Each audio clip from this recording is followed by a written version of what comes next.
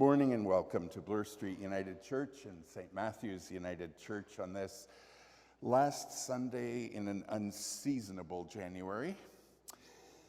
My name is Douglas duCharme, and I'm the newbie. I'm the new minister. We're working with Bloor Street United as we navigate a time of intentional renewal and replenishment. It's good to gather here, journeying together in this journey of the Spirit, to listen and to sing, to pray, to wait, to feel held, and to be sent. I'm glad you're here. For here is a place of welcome that is unstinting. Whether you know why you're here or aren't really sure, whether you have more questions than answers or have answers in search of a question, whether you're at home in church or find it a bit of an acquired taste, whoever you love, you are welcome here. The language you speak, the place where you were born, the color of your skin, these things only enrich our community here, for we are a community of the followers of Jesus. And here we love and share and grow in faith and life together because that's how he lived. And his way inspires us still.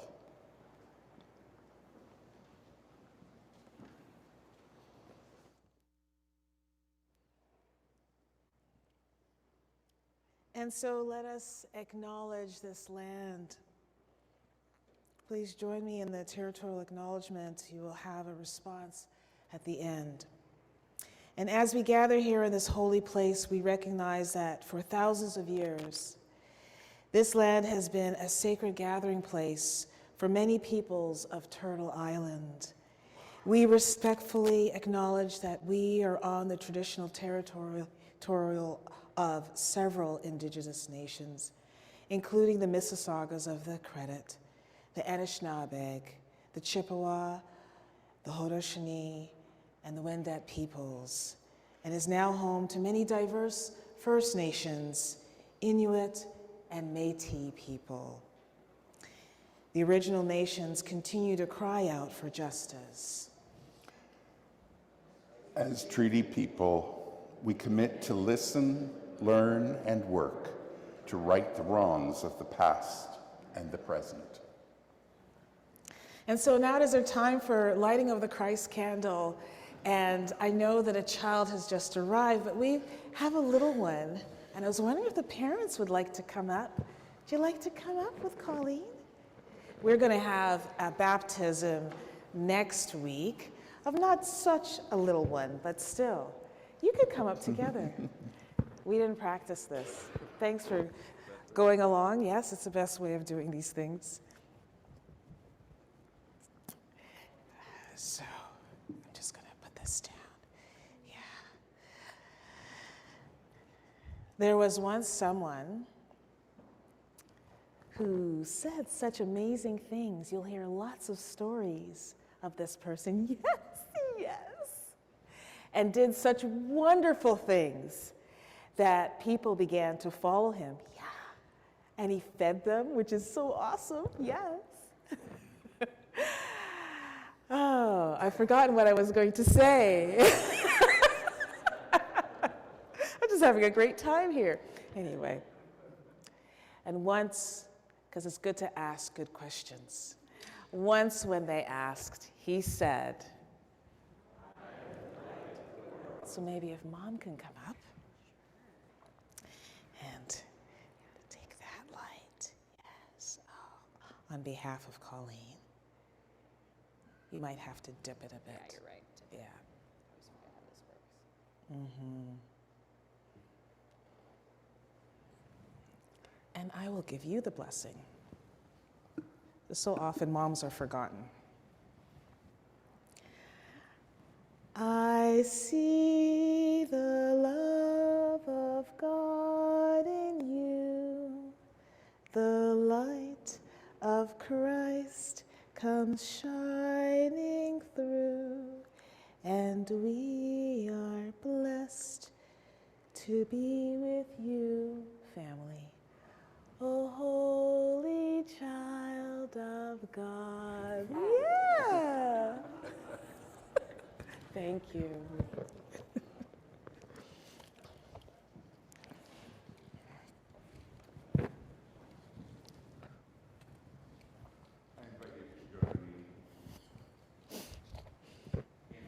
Of call to worship.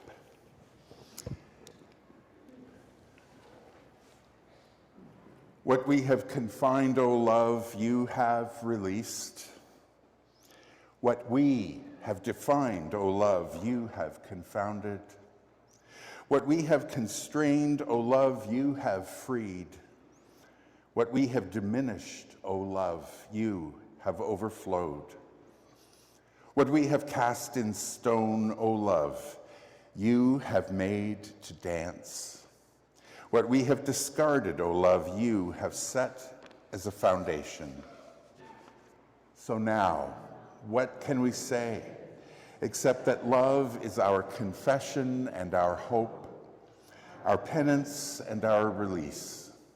Love is the mystery of the angelic chorus and the strength of a mother's grief.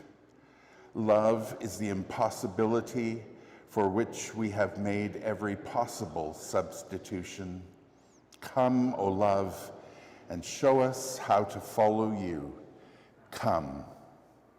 I invite you to join me in prayer. The night has passed and the day lies open before us. We rejoice in the gift of this new day.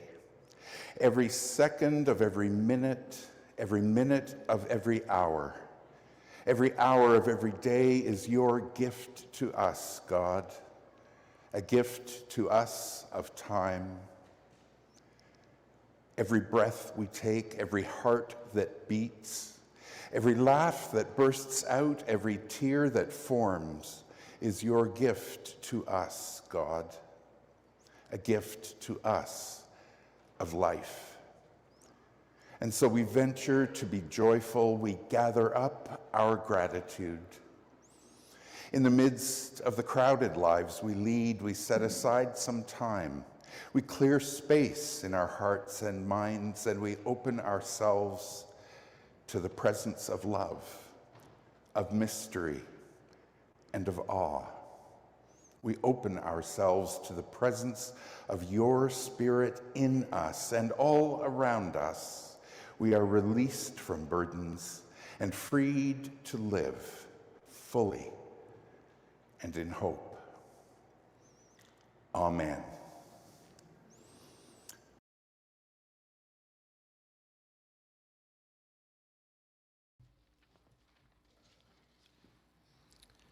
In the Gospel of Mark, Jesus' teaching ministry starts in Capernaum on the northeastern shore of the Sea of Galilee. It's the Sabbath, and the community has gathered in the synagogue, a place of prayer, teaching, worship, and belonging. The scene that unfolds is focused on questions of Jesus' authority. Why does he do what he does? Who has authorized his ministry? The integrity of Jesus' teaching and its impact on his listeners contrasts with those of the other teachers, the scribes. The teaching is then brought to life by Jesus' dramatic exorcism of an unclean spirit. The impact of both Jesus' words and his actions causes his reputation to grow throughout the region. Mark chapter 1, 21 to 28. Jesus and his followers went to Capernaum. Immediately on the Sabbath, Jesus entered the synagogue and started teaching. The people were amazed by his teaching, for he was teaching them with authority, not like the legal experts. Suddenly, there in the synagogue, a person with an evil spirit screamed, "What have you to do with us, Jesus of Nazareth? Have you come to destroy us? I know who you are. You are the Holy One from God." "Silence," Jesus said, speaking harshly to the demon. "Come out of him." The unclean spirit shook him and screamed. Then it came out. Everyone was shaken and questioned among themselves, "What's this? A new teaching with authority? He even commands unclean spirits and they obey him." Right away, the news about him spread throughout the entire region of Galilee. In this reading, we hear God's voice. God is still speaking. Thanks be to God.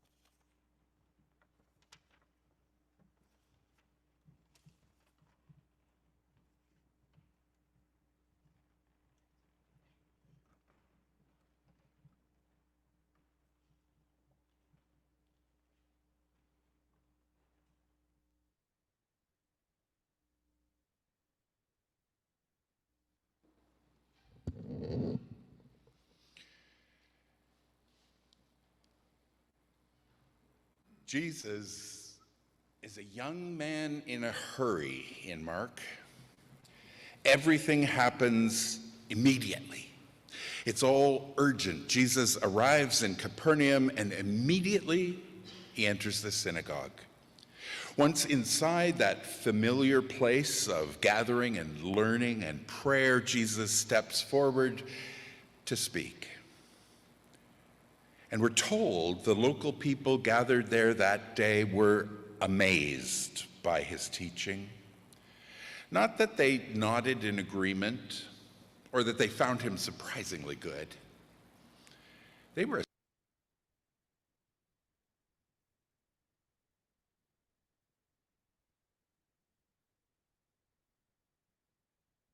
him. He was authentic. He lived what he taught. He knew what he was talking about as if from the inside out. Jesus teaches people with a degree of integrity quite different from anything they've ever encountered. What they're used to hearing from the scribes are official voices speaking about the Torah, about God, as something outside them that religious leaders are in charge of. To maintain control, they shame the people for failing to be sufficiently strict in their observance. In Matthew, Jesus says of the scribes, they tie up heavy burdens, cumbersome loads, and put them on other people's shoulders, but they themselves are not willing to lift a finger to move them. The teachings of the scribes never invite people to engage, to be involved, or to come alive. What the people respond to in Jesus is not so much technique, it's presence, his presence. Do you recall a time when a sense of the presence of God, of the holy in your life caught you off guard? When a sacred moment or encounter, a word, an image, or an experience brought you up short? It's a rare experience in our world of distractedness, preoccupied as we are with schedules and appointments, things to do, places to be.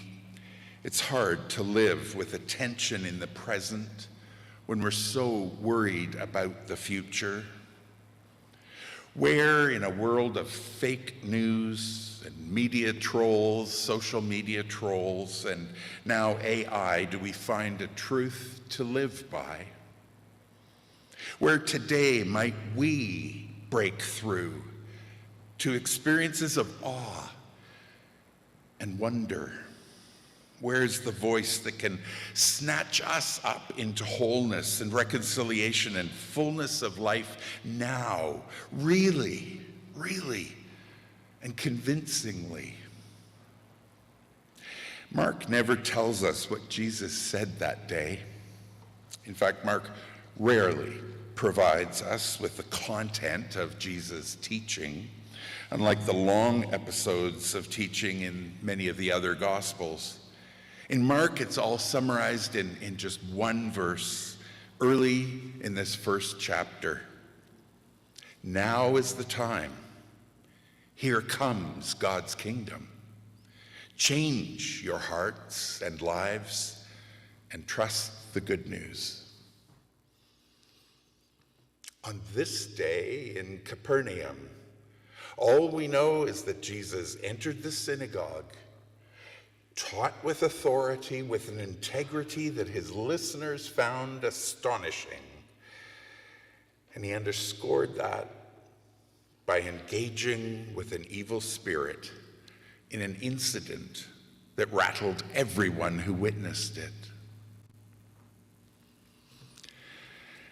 I've killed, and I'll kill again, for fun, the man screamed.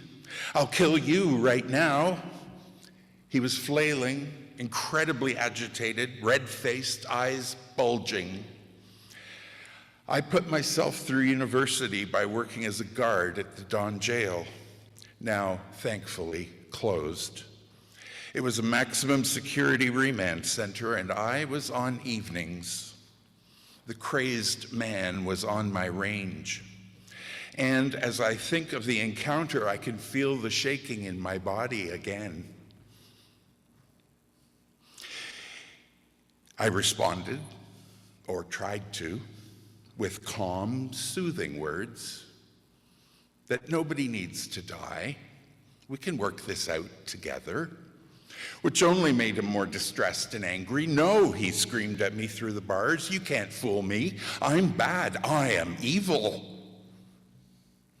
I had called for backup as soon as the situation showed signs of going off the rails, so I kept talking, and the other inmates in the range mostly retreated to their cells, apart from a couple of guys, enforcers, who looked ready to jump the screaming guy and pummel him senseless any minute now. The backup arrived, and we followed procedures to go in and tackle the guy and drag him out. The entire episode lasted maybe 3 minutes, but it felt like an hour in slow motion.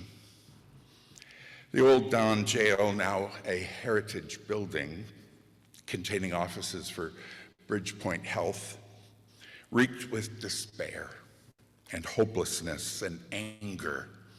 The environment was oppressive, evil even. Is this something of what Jesus experienced in Capernaum as this man with an evil spirit erupts in front of him, screaming? He appears deranged. What he says makes no sense. What have you to do with us, Jesus? Have you come to destroy us? I know who you are. I did not have Jesus' calm, open response to the situation I faced. I was seriously out of my depth. But neither did I react the way police officer James Forsillo reacted when he encountered an agitated and deeply disturbed man, Sami Yatim, alone on a stopped streetcar, the current focus of a coroner's inquest. Jesus' response is intuitive. He speaks not to the man, but to the spirit within him. Be silent, come out of him.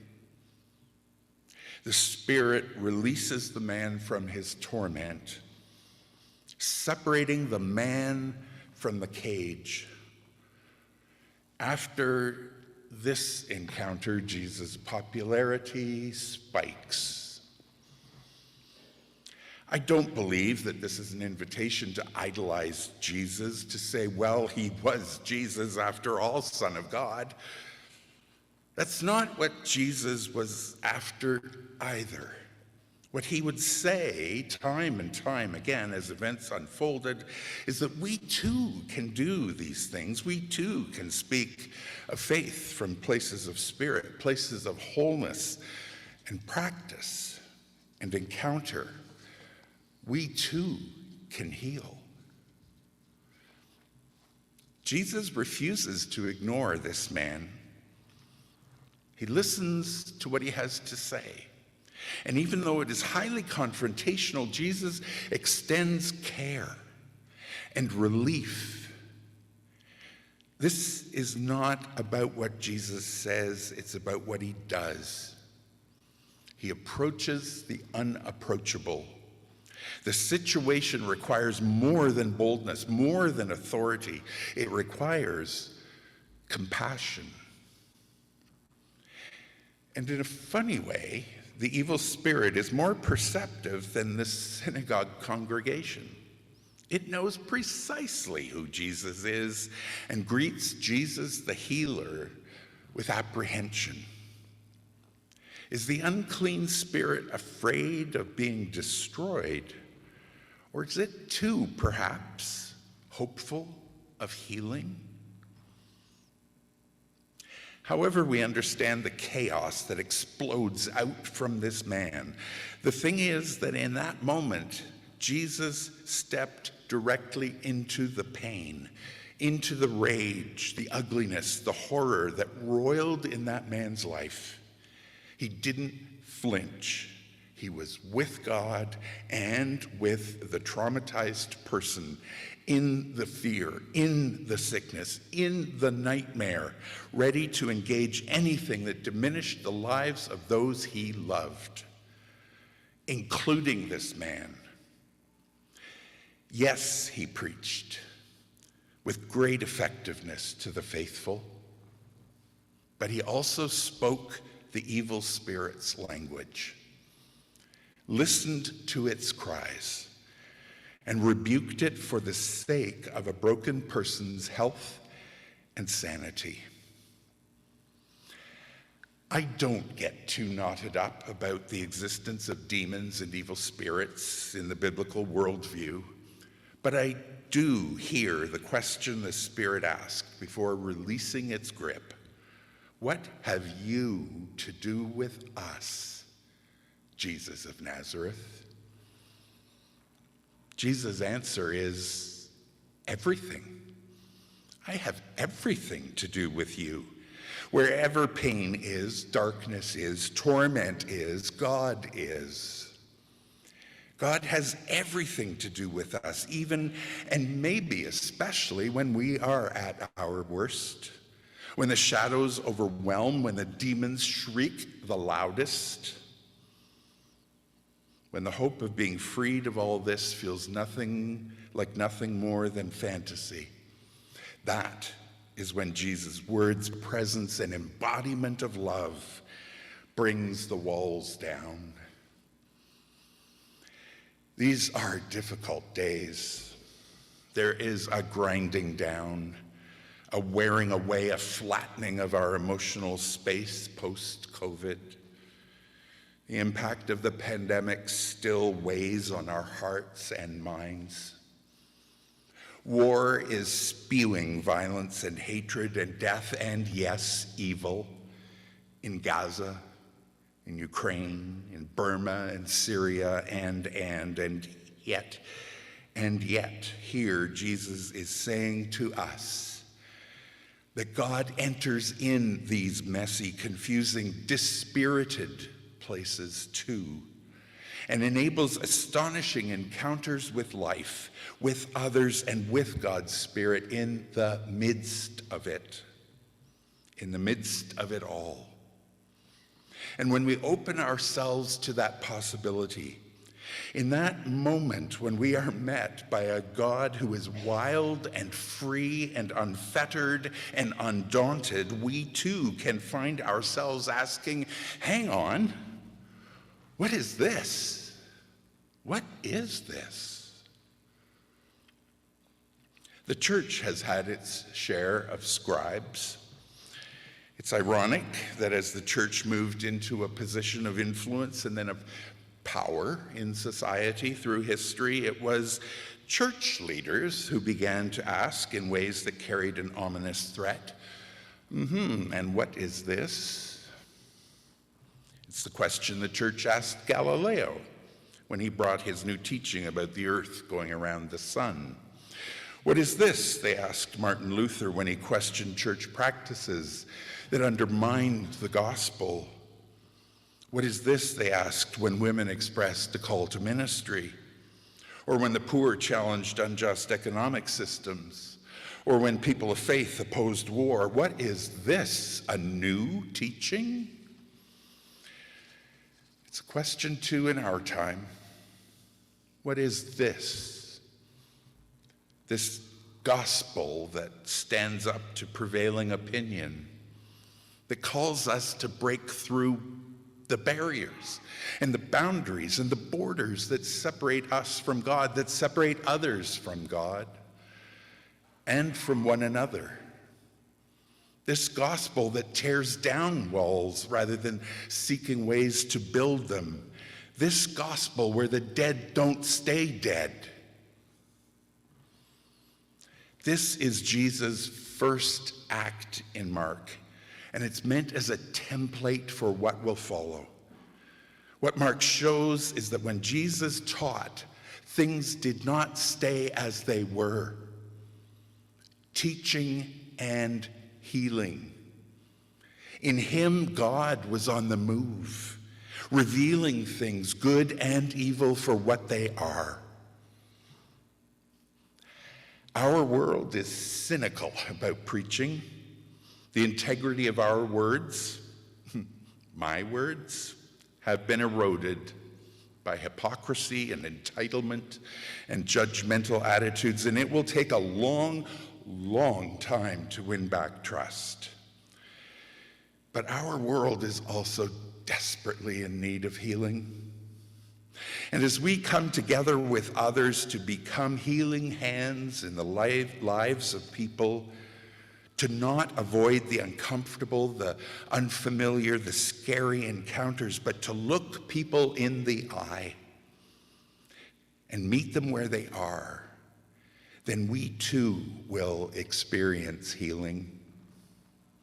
Not because we have the answers, not because we are so benevolent, but because in those moments, even amidst the uncertainty, the loneliness, and the anxieties of 21st century urban life, we are met right here as we take the risk of reaching out with the very real possibility of astonishment for us, because God is here. What is this? It is embodied love. It's the God of the cosmos, of endless galaxies of stars come as close as a caress, confronting demons, seeding truth within us as love. And where do I see myself in this scene? Am I among the crowd, astounded by what I have heard and seen, but an onlooker? Am I among the scribes, accustomed to and pretty good at talking about holy things? Or am I more like the man with the evil spirit, the one who calls out to Jesus, agitated but perhaps seeking healing? I can see myself in all three. How about you? God is with us. We're not alone. Amen.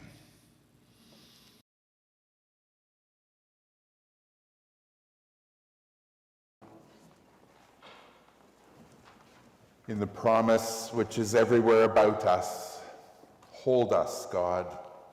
In the longing for a new world and a new living, cradle us, God.